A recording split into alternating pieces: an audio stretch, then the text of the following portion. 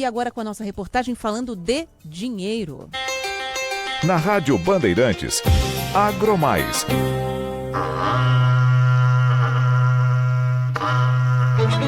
Falando de dinheiro e daquilo que tem a ver com as coisas do campo, porque a gente vai falar sobre a relação ou o aumento do consumo de ovos aqui no Brasil. Andrés Ruiz, tudo bem? Boa tarde. Boa tarde, Ana. É isso mesmo. O consumo de ovos por pessoa deve crescer, né? Deve fechar 2025 com um crescimento quase 3 vezes maior que o das outras proteínas no ano. E deve crescer ainda mais no ano que vem. Essas projeções foram divulgadas hoje mesmo pela ABPA, a Associação Brasileira de Proteína Animal, e o que mais surpreende é esse disparo no consumo do ovo de galinha. Isso porque foi um ano marcado pelo aumento no preço dos ovos. O IBGE indica uma inflação de quase 6% acumulada no ano para o ovo e que, teoricamente, faria o consumo cair. Mas não, o consumo subiu porque as demais proteínas também tiveram oscilação de preço.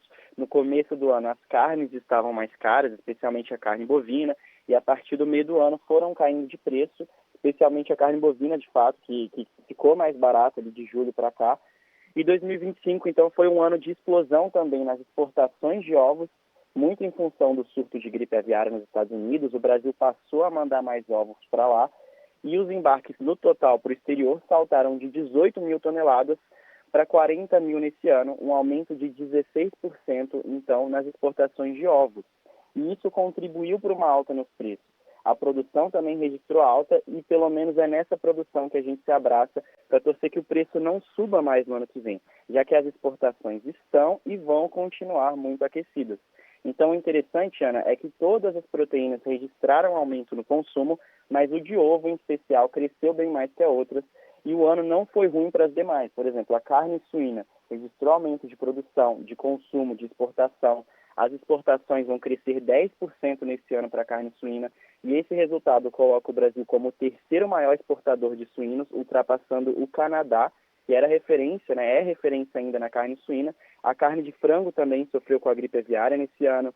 Então, a gripe aviária rompeu um ciclo alto de exportações ali naquele período, mas também foi superado, porque a gente conseguiu ampliar em 0,5% as exportações de carne de frango nesse ano, mesmo com o episódio da gripe aviária, mas também vamos ter mais disponibilidade interna de frango, maior consumo de frango. Então, é um ano bom, no geral, para as proteínas.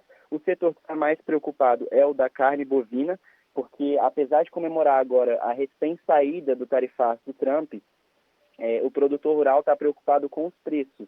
Os preços vêm caindo e a gente vem comemorando aqui, comendo, né, a carne mais barata, um pouquinho mais barata, um aumento ainda, uma queda tímida, mas no ano que vem a produção deve ser menor, já que as fêmeas não vão estar tão disponíveis para abate como nesse ano. Então isso deve fazer um pouquinho o preço subir e a projeção então de aumento no preço da carne bovina no próximo ano, mas com os ovos e os suínos a preços mais acessíveis e registrando, portanto, um aumento no consumo, como a gente viu também nesse ano.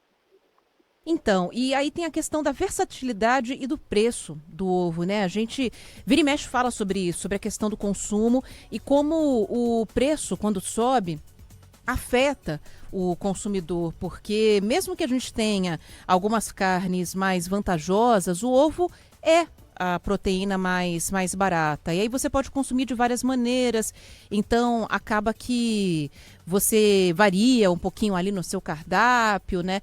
É uma preferência muito por isso. E o preço está bem equilibrado nessa reta final de ano, né, o Andrés? Deu uma caída e está se mantendo num patamar um pouquinho mais baixo do que a gente viu nos últimos meses, né?